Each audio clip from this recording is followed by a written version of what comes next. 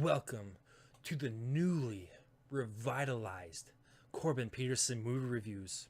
I am back. I am lesser than ever. So let's get on with Black Panther. Wait, what the heck? Why is it just static? Where the hell's my title? What the what? Oh, nice.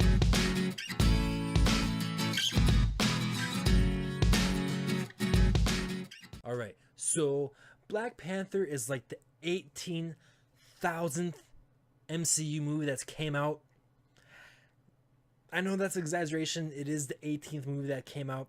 And I finally got to see it this past weekend. And the thing about MCU movies, I'm not really excited to see them anymore. It's like, I know what I'm getting. Every time I go to the theater, I know I'm going to have a pretty good experience. Most of the time, I'll leave the theater. I'll be pretty content with what I saw. Every once in a while, I'll be amazed. Like Thor Ragnarok, I didn't see that for about a month after it was released. And I knew it was going to be great. I knew I was going to have a great time because I love that director. And for some reason, I just had no anticipation for it. And it's kind of the same thing with this one. This is the 18th movie that's came out. I can't say that enough. 18. And he had 19 and 20 coming out this year as well. And probably another one. I don't know. I didn't look at the list before sitting down. I don't prepare anything. This movie was directed by Ryan Coogler. And if you've never seen anything Ryan Coogler has ever directed, he's directed Fruitvale Station and Creed and Fruitvale Station and Creed. So make sure you go check those movies and you kind of get an idea of what kind of filmmaker he is. When he was taking on this film, he wanted to make it different. He wanted to make it different than the rest of the MCU. Do I think that he really did that? I don't think so. It's still, it's still a solid film. Like, don't get me wrong. Like, I enjoyed myself when I left. But saying that it was going to be different, and I just didn't see it. It felt like another Marvel movie to me. And that's not necessarily a bad thing. I'll get into the performances. Chadwick Boseman was really good as T'Challa. When he was in Civil War, he was a lot more kind of humble, more of a quiet character. He didn't really say too much, but when he said something, it truly meant something. In this film, he has a lot more dialogue. And with the dialogue, the first 10 to 15 minutes of the movie was so damn cringeworthy. Like, I got worried with the forced comedy that he was trying to deliver. What's in all the Marvel movies, I'll just like, please get better. But eventually you settle down into the movie, you settle into the atmosphere, and you're kind of over it. You get past it and it kind of goes away. It gets a little bit more serious tone, and finally, like, they'll do like little quips, little jokes, but it comes in a pretty good time. It's not forced after that. The first 10-15 minutes, they want to get their jokes in, and then after that, smooth sailing rest of the way. And talk about the other performances, like the four leading ladies in this movie were very good. They were very pivotal to part of the story, and they didn't feel like that they were just around, like that they weren't just there. They were actually really helping when I was in the movie. I could try to pronounce the actress's name. I know I'm gonna get it wrong. I know there's Lupita Nyong'o and there's Angela Bassett. I can get that one. Not even gonna attempt the other ones. The lady who plays Michonne from The Walking Dead is in the movie, and she's probably the most memorable of the four of them. And if you are sick of watching The Walking Dead and you want to see something that's now good with her in it, I'm sorry if you like The Walking Dead, but I stopped watching the show about a season and a half ago because it's just so damn slow. But that's not the point of this review. So yeah, she was awesome. Other standouts were whoever played M'Baku. M'Baku, who was a really cool character. Check that out. Daniel Kaluuya was in it. Andy Serkis, he's as Claw. He's kind of over the top. I love Andy Serkis. I love Lord of the Rings. I love the Planet of the Apes series. A lot of things he's done, but with his character Claw, he kind of feels a little bit out of place in this. He's a little bit too over the top in some moments, but he's still fun. It's not enough to ruin the movie, but the person who completely steals this movie is Michael B. Jordan as Killmonger, as Eric Killmonger. What a lot of Marvel movies have problems with is they don't have a good villain. Like, I could probably name the good villains of the 18 Marvel movie on a single hand, and I can't even probably even fill that hand. I probably can't. You have Loki, and that's about it.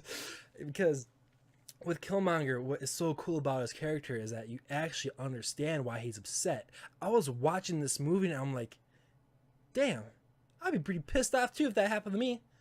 And even during the end of the movie, like during like when he's the climax, the battle, like uprising and stuff, when he's trying to take over Wakanda essentially, I was almost rooting for him at the point.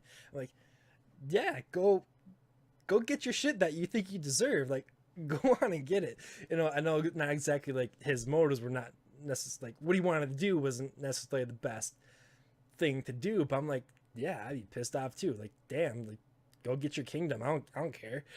But yeah, and him and Ryan Coogler work great together. This is the third film that like he's been in all of Ryan Coogler's feature films. He was awesome in Fruitvale Station, amazing in Creed, and from my opinion, I think this is his best performance to date. Like him and Creed can like they can battle each other out, but this was just cool. I think this Killmonger as a character you'll remember for a very long time. It's like he's not a Heath Ledger, you know, Joker, but he's damn close to being up there, and he is the best thing about this movie, and I can't praise him anymore. Like every time he was on the screen, I'm just like, yes, you're awesome. His theme comes on, frick yeah, go blow shit up. I don't care.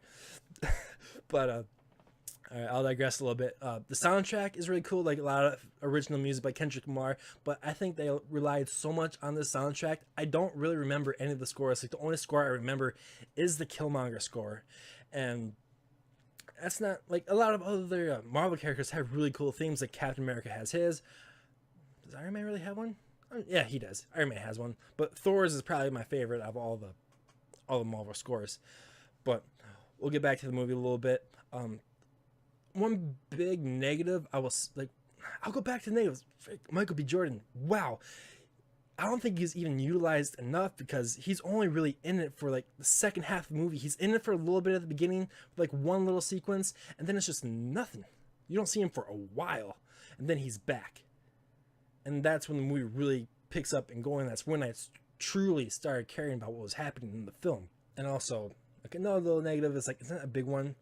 During the climax of the film, there's two battles going on, and they bounce back and forth from each one. It's like, stay on one, like get me invested in one before you go back to the other. It just jumps back way too quick, but like once all it's over, like it has a cool like resolution conclusion where you're fine with it. But once the fighting's going on, it's just like just stay with one for a little bit, all right?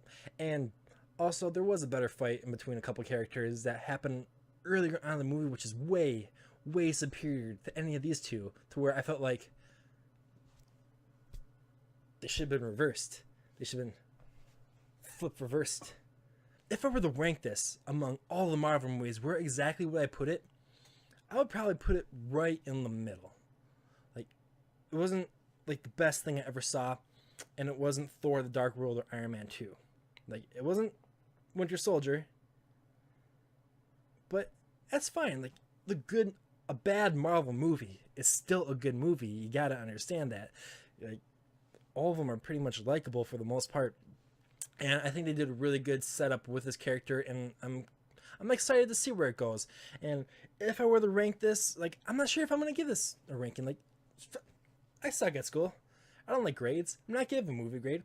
I'm gonna say, if you enjoy the MCU and all their films, go out and see this movie, because it's a quintessential part of the franchise now. Black Panther, the character, is going to be a very big part going forward in the Marvel Cinematic Universe. So yeah, go to the theater, see this movie. If you're a collector, buy it, because there's no reason not to. If you have all of the all of the MCU movies, buy it.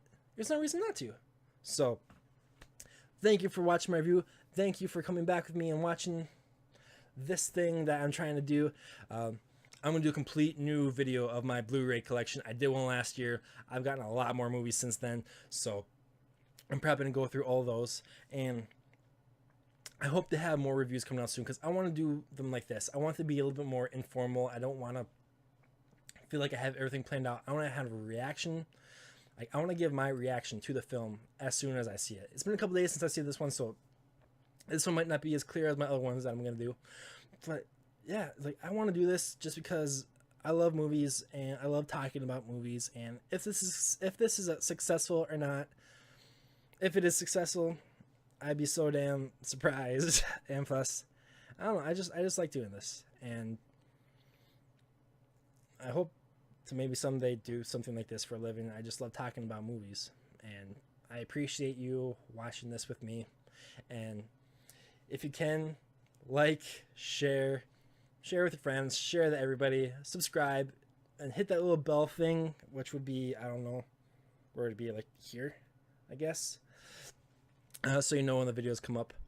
So yeah, just like, share, subscribe, follow me at Corbin Reviews on Instagram and Twitter, and I will catch you at the cinema.